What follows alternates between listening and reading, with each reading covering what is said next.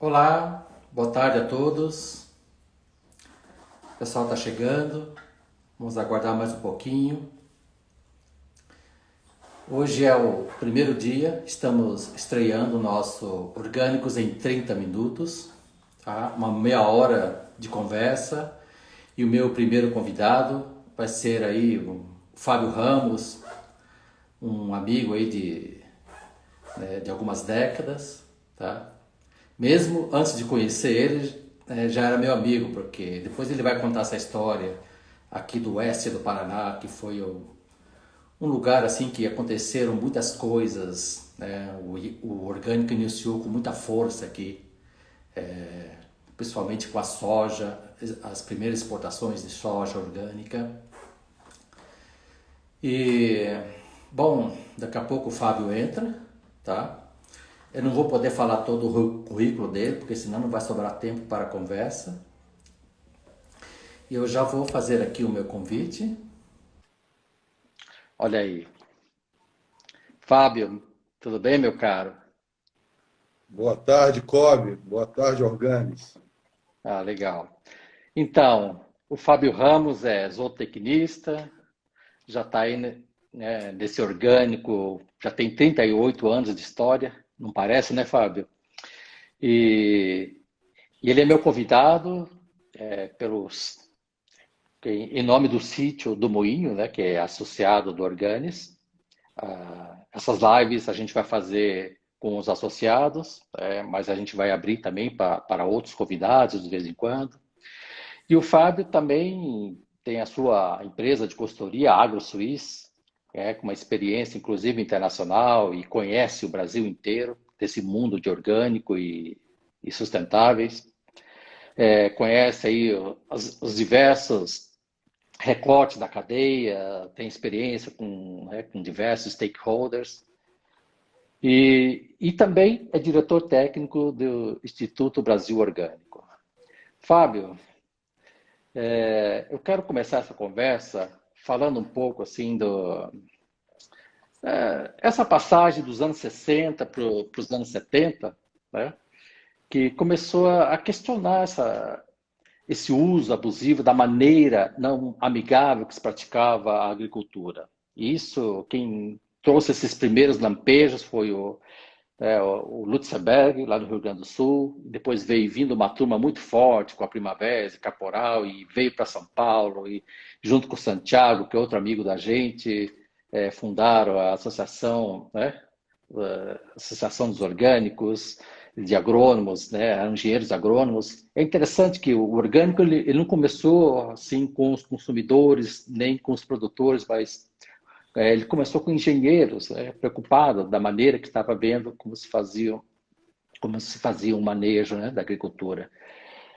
E, e a agroecologia veio com tanta força depois, né, Fábio, nos anos 80, e pessoas de fora, cientistas como Altieri, como o Fritjof Capra, né, o físico da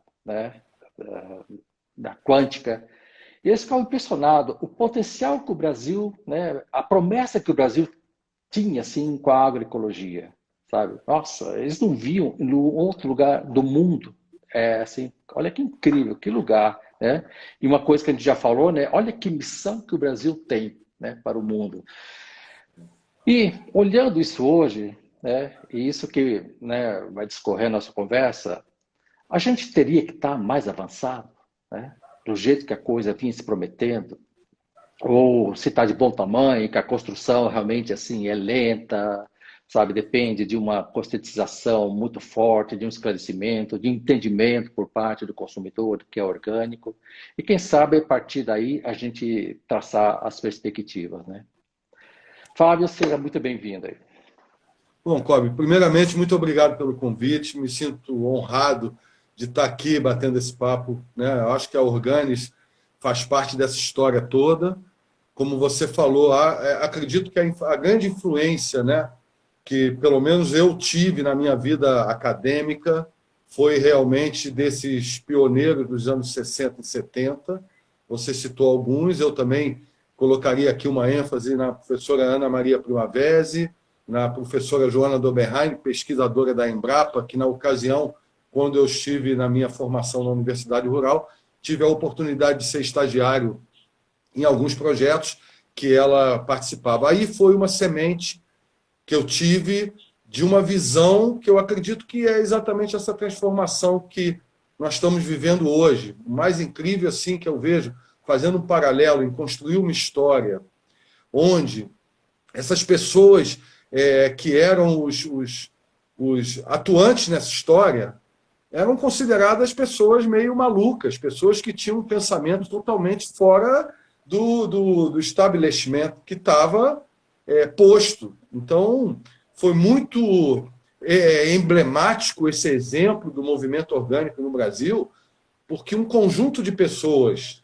em todo o Brasil, no mesmo momento, aí na década de 80, começam a surgir várias movimentações dentro da sociedade, no mundo acadêmico, no mundo no poder público, no terceiro setor, no mundo privado, e esses movimentos começaram a sintonizar uma grande mudança, né? Hoje, quando nós vemos a discussão da mudança climática no mundo, e nós fazemos um paralelo a essa história do movimento orgânico de 20, 30 anos atrás, há 20, 30 anos atrás, esses ditos malucos estavam falando já sobre isso. Temos que cuidar do planeta, temos que cuidar dessas questões climáticas que fazem parte de um sistema agroecológico de produção. A agroecologia é uma ciência, né? Então, assim, nós vemos que deva ser um parâmetro de desenvolvimento. Então, eu acredito muito que realmente o movimento orgânico, quando houve essa mobilização em todo o Brasil ao mesmo tempo, em várias universidades, em várias cidades, né? No Rio de Janeiro, o movimento da Conatura, que era uma cooperativa de consumidores, um movimento bastante progressista na época, né? Nos anos 80, ali, no final dos anos 70 para os anos 80. Posteriormente, aqui mesmo, onde eu sou o gerente, né? Acumulo a gestão geral do Sítio do Moinho, que é um empreendimento modelo referencial desse momento no Brasil, assim como tiveram outros, mas o sítio realmente é um modelo muito interessante. E aí eu queria inclusive ressaltar... ganhou um prêmio, né, Fábio? Ganhou um prêmio de sustentabilidade, né, pelo Globo Rural, que eu acho que o sítio, muito bom. Após 30 anos de empreendimento, ele é agraciado com o prêmio de Fazenda Sustentável do Ano, em 2018, pelas organizações Globo, pelo Globo Rural. O que demonstra que todo esse esforço que o Dick e a Angela Thompson, proprietários do sítio, como investidores fizeram, teve um resultado realmente gratificante. É um modelo de empresa social, ambiental, tecnológica, e que demonstra realmente que esse modelo de desenvolvimento ele tem viabilidade na nossa sociedade. Naquela ocasião... Né? Oi? E rentável.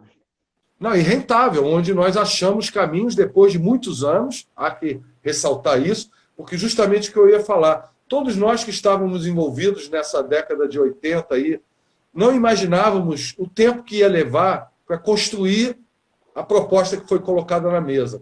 E eu coloco isso como um exemplo de proposta onde a sociedade civil se une, de uma certa forma diretamente, e de outra, como eu falei, ao mesmo tempo acontecendo coisas paralelas. Quando existe um sentimento, uma energia positiva, construtiva, o resultado chega.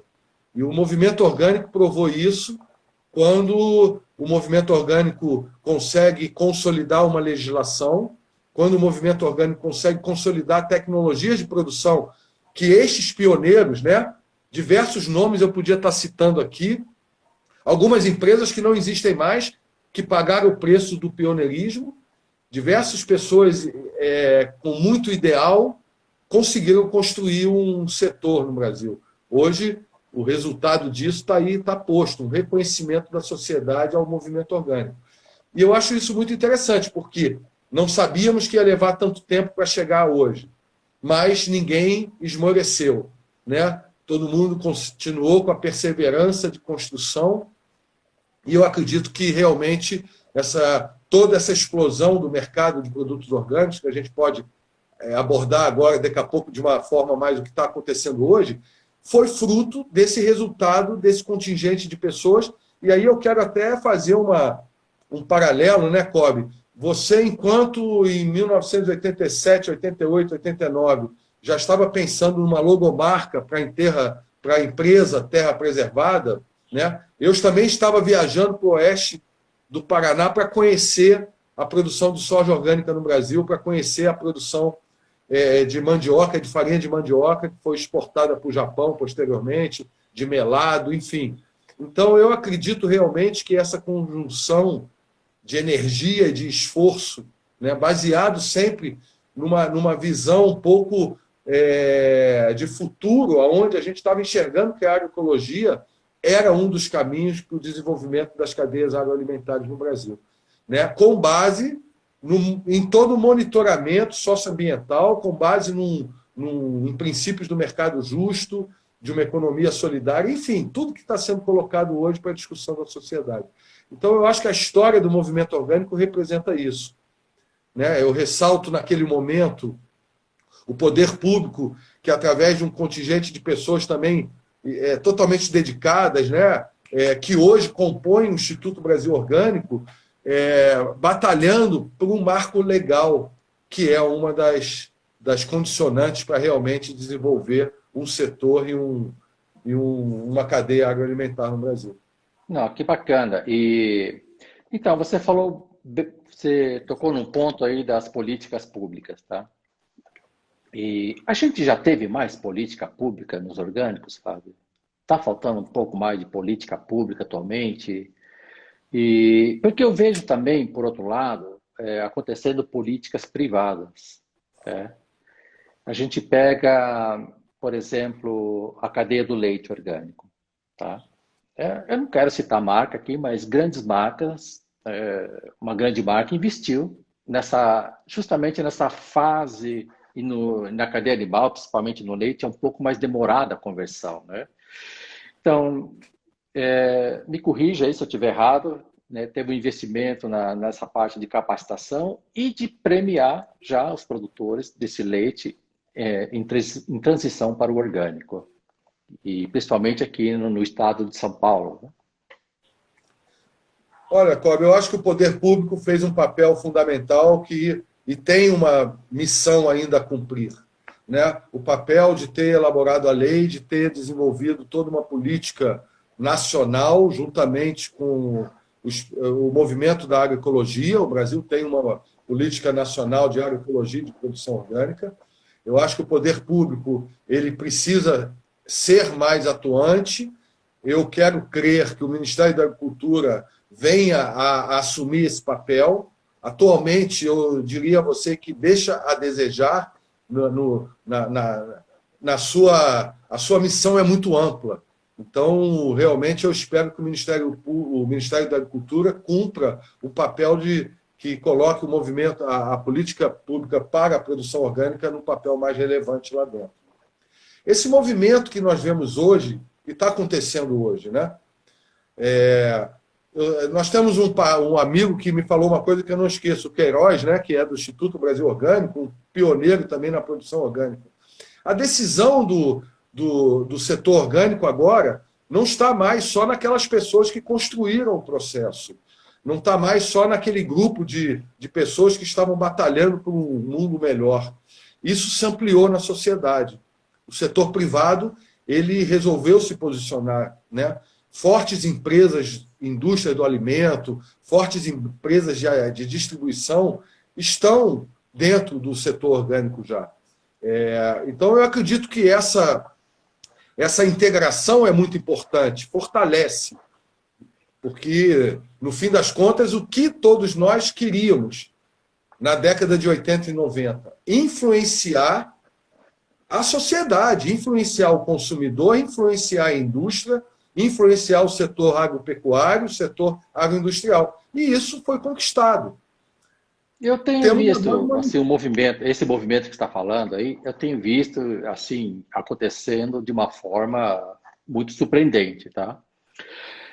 E assim, eu não sei de nenhum lugar do mundo onde o orgânico deixou de crescer, tá? E aqui no Brasil também.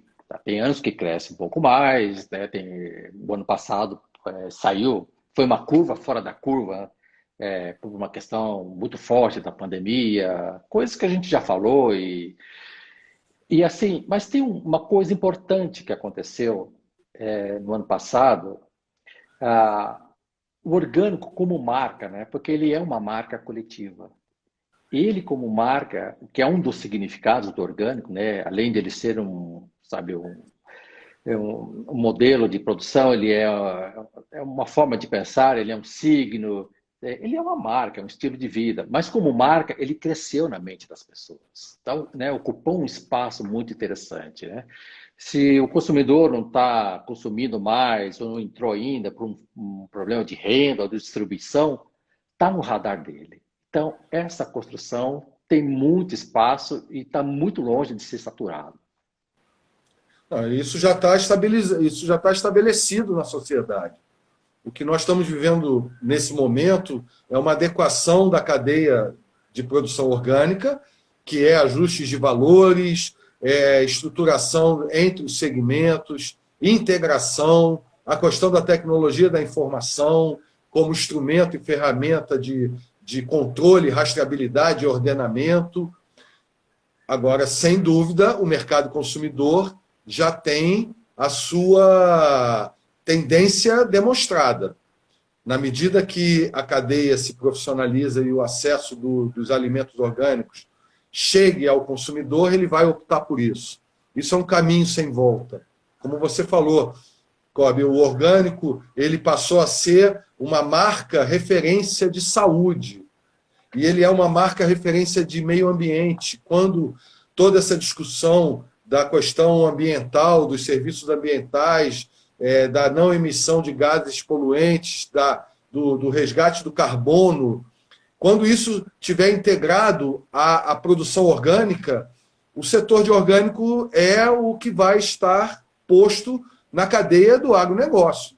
Eu não tenho dúvida disso, porque é a agroecologia, a ciência, que determina a capacidade científica e técnica desse desenvolvimento, e isso existe, né? Você citou a pecuária de leite, ontem até teve um debate da pecuária de leite muito interessante, onde nós vemos que tem produtores de 25, 30 anos de produção de leite orgânico. Ou seja, tem tecnologia, tem genética, tem produtividade. Então, essa barreira tecnológica, ela não existe mais. Eu acredito assim que nós estamos vivendo uma revolução no setor agropecuário, na agricultura, e no agronegócio e no agroambiental. Que revolução é essa? É que antes do agronegócio vai vir o agroambiental. A agroecologia ela vai ser determinante para o desenvolvimento de produção de alimento no mundo daqui para frente. A matriz tecnológica da agroecologia atende plenamente. Então, eu não concordo que o orgânico não produz em escala de produção. Vários setores já estão demonstrando isso na prática. Existem alguns setores que a escala de produção de um alimento orgânico é viável, né? Da bebida orgânica. Nós estamos vendo isso lotando aí as prateleiras do mercado consumidor. E a tecnologia, que aqueles pioneiros dos anos 80 e 90 e dos anos 2000 fizeram o desenvolvimento tecnológico, que também há de se pontuar assim, a academia, a ciência, ela está se mobilizando. Houveram sempre pesquisadores ao lado do movimento orgânico. Estes hoje estão tendo a sua competência reconhecida. E eu acredito que toda essa discussão do bioinsumo que está sendo discutido, do controle biológico, do uso de pó de rocha, isso são tecnologias que o movimento orgânico colocou na agenda. São motores tecnológicos desenvolvidos por pessoas que se prontificaram durante 30 anos para fazer isso. E isso tem muita pesquisa, né, Fábio? Tem muita pesquisa, seja uma Embrapa, seja outros órgãos aí, e pesquisas que estão sendo estendidas, principalmente por esses estados onde tem uma extensão rural mais expressiva, como Paraná, Rio Grande do Sul. Não é à toa que os dois estados ocupam quase 30% do número de produtores cadastrados no Ministério da Agricultura, né? Agora, por outro lado, assim, se a gente pegar o ano passado, o número de crescimento de unidades produtivas a média do Brasil foi de 5%. Só que a média do Nordeste foi 35%. Olha que coisa, né? Está subindo. Você citou uma região que a agroecologia ela é a única política pública e a única política privada para resolver o problema do Nordeste, que é uma região que tem acentuadas limitações climáticas, e a agroecologia é uma das atividades é uma das ciências que pode promover isso. Tanto que a FAO tem hoje como matriz política dentro da África a agroecologia. Então, eu acho que o Nordeste demonstra claramente esse potencial que nós temos, e isso está sendo demonstrado agora com essas taxas de crescimento, né? Uma coisa também importante de entender no Brasil é que o movimento agroecológico, o movimento orgânico, eles andam juntos. E os números do movimento orgânico, ele é dentro de uma estatística do Ministério da Agricultura. Mas se nós partirmos para buscar os números da agroecologia, onde a agricultura familiar brasileira adere, você vai ter uma explosão. Então, não vamos nos enganar que nós estamos falando de nicho de mercado ou de estatística insignificativa. Não é isso. O Brasil tem números, comparativamente, então, a outros países, que são relevantes. E essa explosão com esse uso de insumos permitidos na agricultura orgânica agora, pela agricultura convencional, isso é uma explosão. O controle de ectoparasitas e endoparasitas em bovinos hoje, parte desse controle é por homeopatia. É uma prática agroecológica, orgânica, e grande parte da pecuária convencional utiliza disso. Então, eu queria ressaltar que o que vale hoje, né, na minha opinião, assim, no mundo, é o quanto que nós, pessoas do bem, estamos influenciando. Temos que influenciar para ter um modelo de desenvolvimento sustentável, verdadeiro, né? Isso quer dizer que nós, orgânicos, estamos influenciando o convencional, né? Com certeza, Cláudio. Eu não tenho dúvida disso, porque a minha vida profissional sempre permeou junto da academia, junto da ciência, sempre permeou ao setor privado, junto ao setor público, e eu não tenho dúvida disso. A influência que o movimento orgânico promoveu foi a nível até internacional, porque o Brasil, na sua legislação, tem uma inovação de ter o sistema participativo de garantia como forma de certificação. E esse modelo desse sistema, ele é apropriado por vários países atualmente. Então, isso tem uma grande importância para o setor e para o país, né? Faz um resuminho para a gente aqui, por favor, Fábio, o que é o SPG, ou então esses organismos OPAC, tá? Porque sempre tem alguém que não sabe ou não conhece esse sistema participativo de garantia.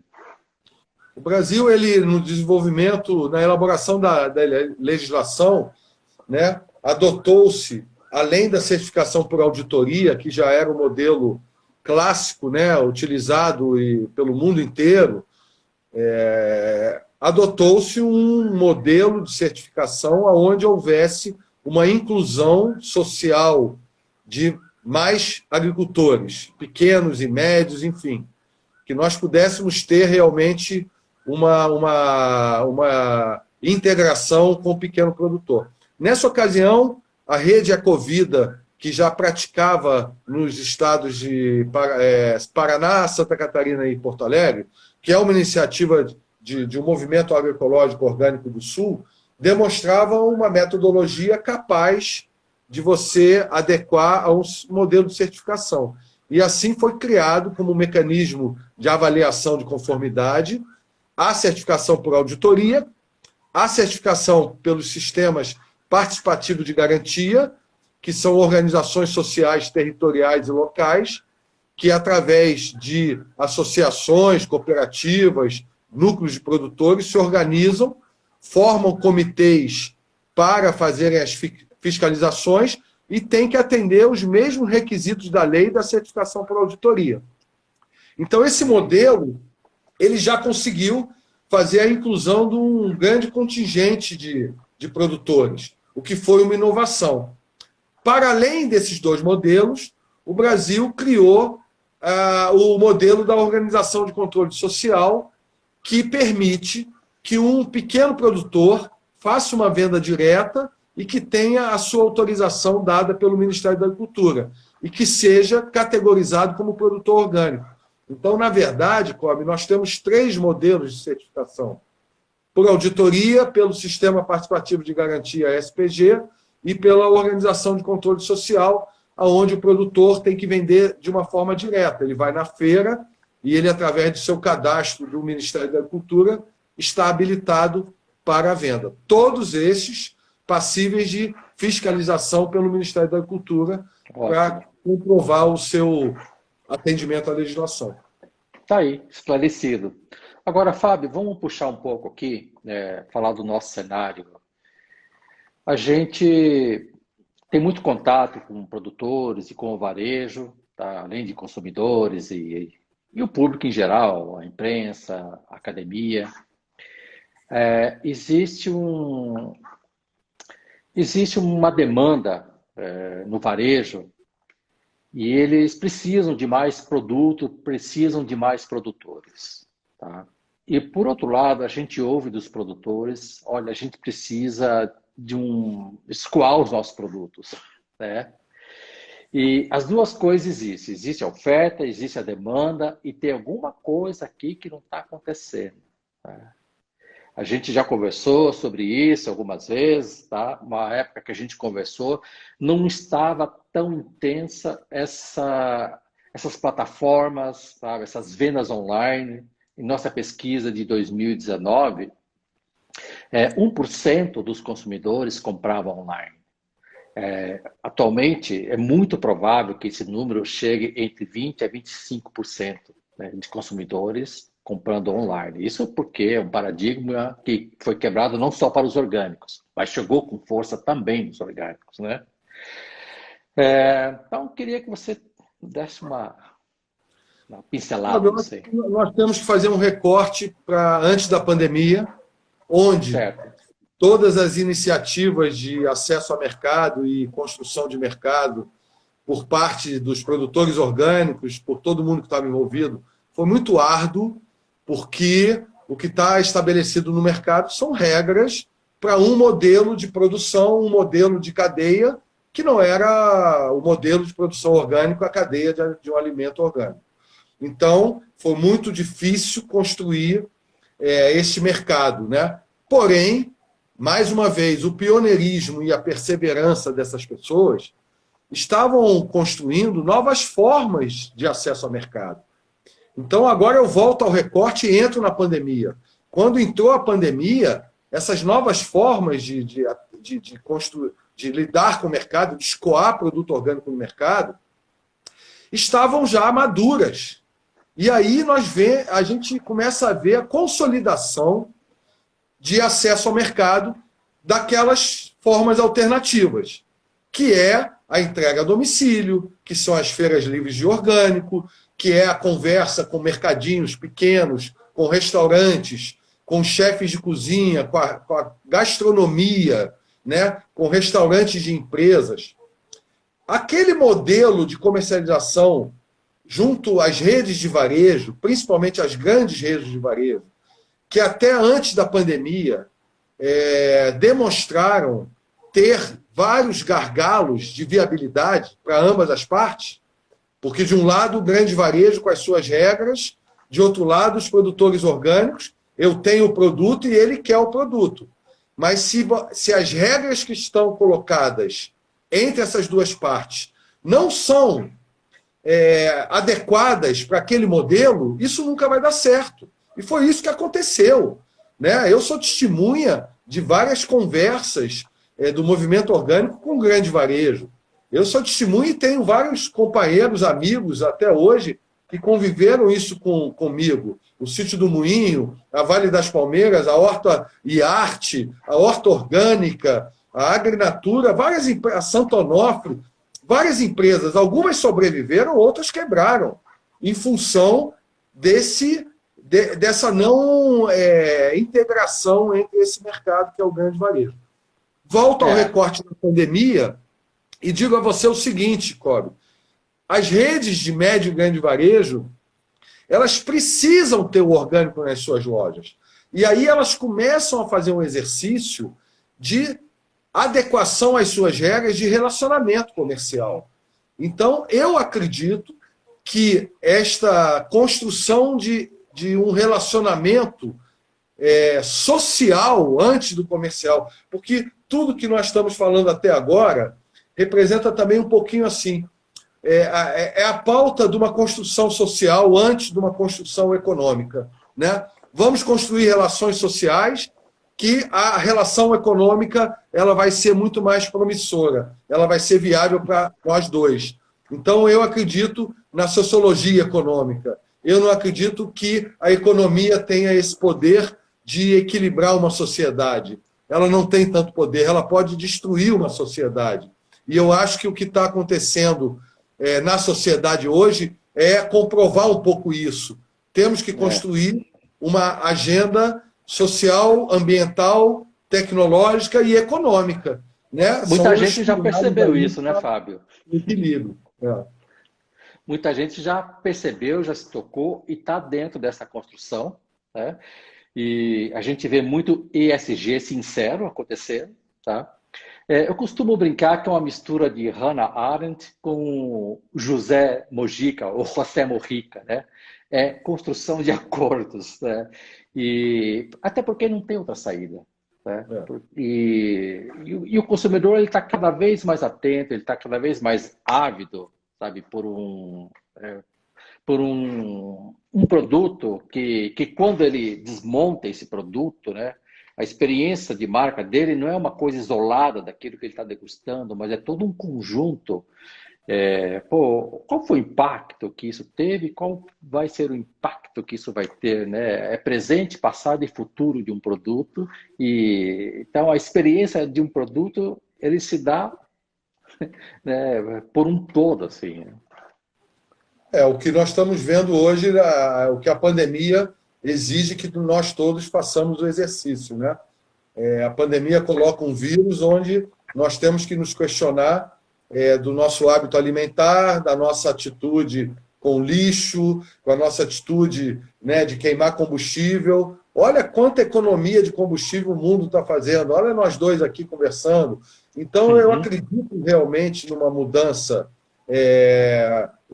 da sociedade. Eu acredito que todo esse movimento aí dos países desenvolvidos com EGS aí, dessa responsabilidade socioambiental, é o que tem que pautar. Então, nós temos que prever qual é o impacto que aquela atitude está promovendo dentro dessa cadeia ou dentro dessa relação. E eu também acredito o seguinte, que o mercado financeiro também percebeu que a sustentabilidade financeira e econômica do mundo passa pelo meio ambiente, passa pela valoração do serviço ambiental que a produção orgânica faz quando produz alimento.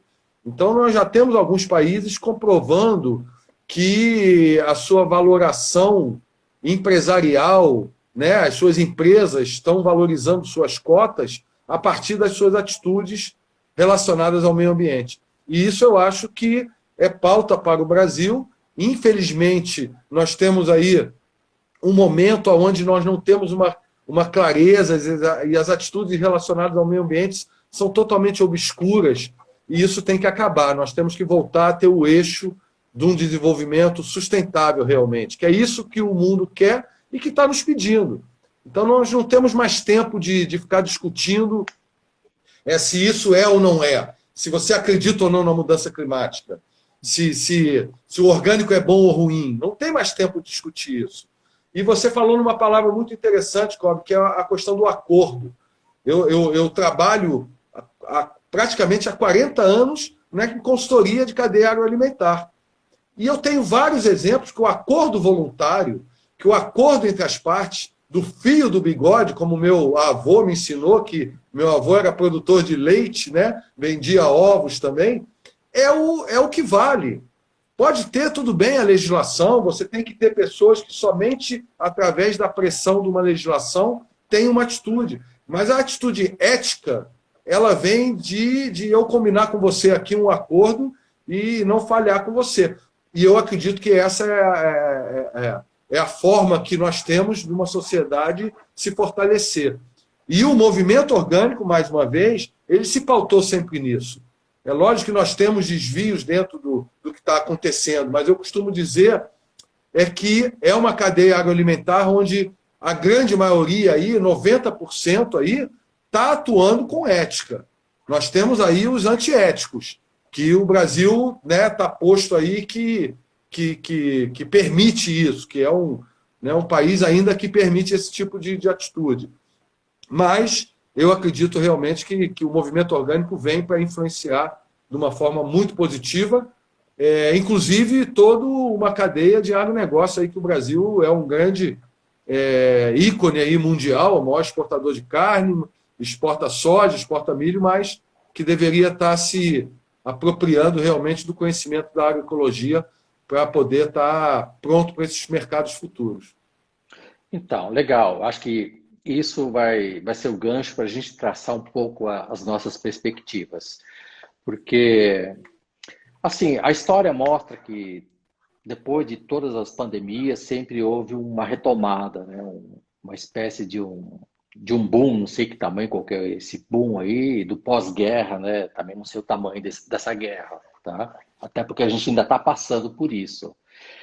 E é claro, né? Eu sou muito otimista, porque a gente está passando por um desconforto, questão também de renda, uma questão de insegurança por parte do consumidor.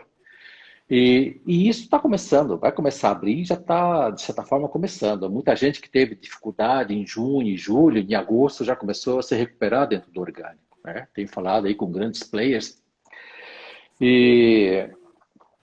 Então, e o Brasil tem uma oportunidade tão grande, né? Um mercado aí mundial de mais de 120 bilhões de dólares, a gente 1% disso. O celeiro do mundo, com tanta agroecologia que não está, né, inserida nesses números do cadastro, com tanta vocação, com tanta, né, potencial, com tanta gente com vontade de fazer uma boa entrega, sabe? E precisando receber por essa boa entrega, né, da mesma proporção. E um consumidor cada vez mais ávido, né, em apostar, não, sabe? Para mim essa questão social é importante. As pesquisas mostram isso, sabe?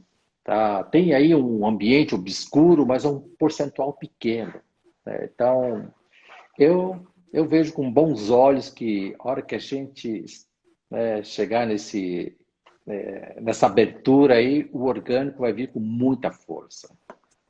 Eu já estou bem tranquilo, porque eu acho que o mercado consumidor que já está demandando, ele vai ser o precursor dessa escalabilidade no Brasil. E aí eu queria colocar aqui um ponto fundamental. Nós devemos sempre fortalecer muito o nosso mercado interno, porque se nós estivermos aqui fortalecidos no mercado interno, com as cadeias de alimento e bebida orgânica funcionando, a consequência de nós virarmos o maior ícone de exportação de orgânico vai ser enorme.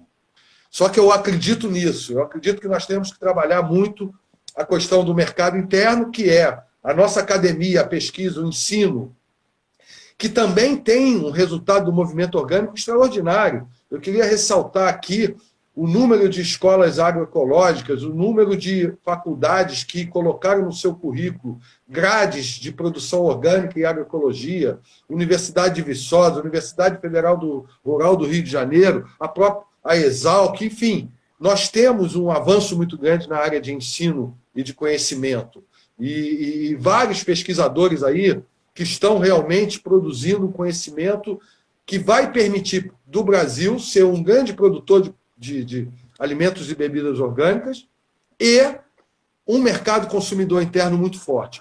Consequentemente, nós estaremos numa posição de destaque, tanto tecnologicamente, que é um dos pontos que o Brasil precisa se fortalecer, e o setor agro é onde o Brasil se diferencia do mundo. Nós temos tecnologia muito avançada no nosso setor, inclusive na produção orgânica, muito avançada. Nós temos a capacidade de trabalhar resíduos sólidos e líquidos e transformar isso tudo em adubação orgânica em larga escala. Isso já está acontecendo em vários em setores aí, o setor da cana-de-açúcar, o setor da hortaliça, agora o setor da pecuária de leite. Você já tem um ciclo de produção sendo tecnologicamente muito forte, e, posteriormente, essa organização de acesso ao mercado, e aí nós temos as redes de varejo, não só as grandes, como as pequenas e médias também, com um papel fortíssimo disso, a tecnologia da informação fazendo com que o produtor entregue seu produto diretamente ao consumidor, através dos apps de entrega a domicílio, né? Então, eu acredito nisso, isso já está acontecendo. Até acho que a velocidade agora do resultado vai vir muito mais rápida do que esses 30 anos que nós esperamos para chegar no que chegamos hoje. Eu acredito que daqui a 2 anos essa nossa conversa vai estar superada. Eu tenho certeza disso. Não tem dúvida. Existe uma corrida muito forte aí para o investimento no setor de orgânico, no setor... e a agroecologia tem que ser a ciência que dá a base a esses investimentos. Acho que temos aí 1 a 2 anos de que muitas áreas ainda vão ter que entender isso tudo que a gente está falando para poder se posicionar. Tem muita gente que... essas, Fábio? Não, são o setor da indústria do alimento, né? A distribuição do alimento, alguns setores ainda de produção de alimento que ainda julgam que o alimento orgânico não tem escala de produção. A carne, por exemplo, a pecuária de corte brasileira tem um potencial enorme de ser uma pecuária de corte orgânica sustentável. Nós temos um exemplo muito bom, que é a Associação Brasileira de Pecuária Orgânica, né? O presidente Leonardo Leite de Barros, que é um pioneiro também na produção orgânica, demonstrando que a carne orgânica é um alimento que integra a responsabilidade social, ambiental, tecnológica e econômica. E convive bem com o bioma pantanal ali, né? Não, é a solução. A solução da pecuária no bioma Pantanal, no bioma Amazônia, é a pecuária orgânica. Isso é uma das cadeias que a consultoria da AgroSuíça, da qual eu sou diretor, mais atua. E nós temos uma consciência disso. Então, esse setor ele precisa olhar para isso de uma outra forma, né? Porque até grandes players do setor de carne no Brasil já têm a cadeia de produção orgânica da carne, mas é do Uruguai. Uhum. Então, nós temos que olhar isso aqui para dentro como uma dos caminhos de solução para a cadeia da carne, onde a discussão do desmatamento é muito profunda, onde o Ministério Público Federal atua na fiscalização dos termos de ajuste de conduta para que essa cadeia seja ordenada. Legal. Deixa eu perguntar uma coisa, Fábio. No Brasil só existe um frigorífico certificado para abater o boi orgânico? Olha, eu não consigo te precisar, que eu tenho certeza que a Associação Brasileira de Pecuária Orgânica faz todo o abate em plantas frigoríficas certificadas. Eu acredito que tenha mais de uma, eu não sei te falar isso agora. Porque até um tempo atrás só tinha uma. Não sei se surgiu outra já. Eu acredito assim, Cobb, a BPO, né, ela está hoje com uma marca de carne chamada Biocarnes, que já está no mercado do Rio de Janeiro e de São Paulo. Um padrão de carne muito bom, uma carne muito, muito saborosa, totalmente atendendo os critérios que o mercado pede. A própria Corim, que é uma outra empresa que tem uma relevância no movimento orgânico muito grande, né? Nós temos que também reconhecer o papel da Corim, que tem, tanto na pesquisa, na tecnologia, até o mercado, né? Uma atuação também é distribuidor dessa carne.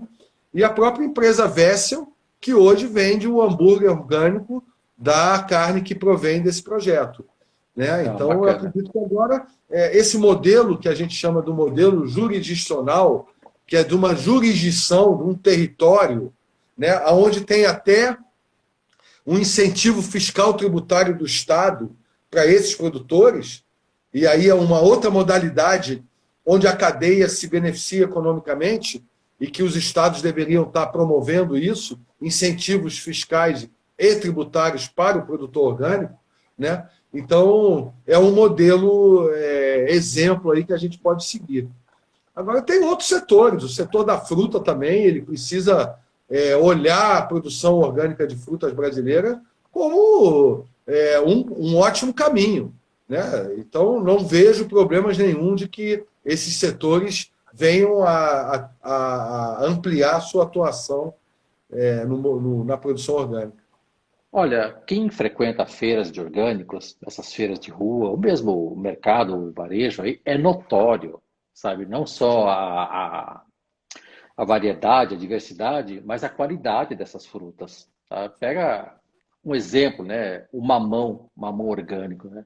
Você comprava, você via pouco mamão orgânico e a qualidade também, sabe? Era difícil. O melão orgânico lá do Nordeste, o pessoal exportando melão orgânico. Eu conheci assim grandes escalas, em Lençóis, na Bahia, projetos grandes de frutas em parceria com a Embrapa Cruz das Almas, né, que tem a fruticultura e a mandioca. Ou seja, a gente tem tudo aí. Olha, Fábio, a nossa conversa mais que estourou meia hora, eu sabia que isso ia acontecer, mas tudo bem, né? Meia hora para a gente chamar as pessoas. Olha, não vai ser uma hora, vai ser só meia horinha, venha, né? E também para quem não tiver tempo, não ficar constrangido de sair depois de meia hora, né? Mas se a gente chegou até aqui é porque fluiu, tá? A coisa tá rolando e você está trazendo assim um otimismo que eu gosto muito porque eu também estou nessa linha aí, né? Até porque pessimismo só atrapalha, né?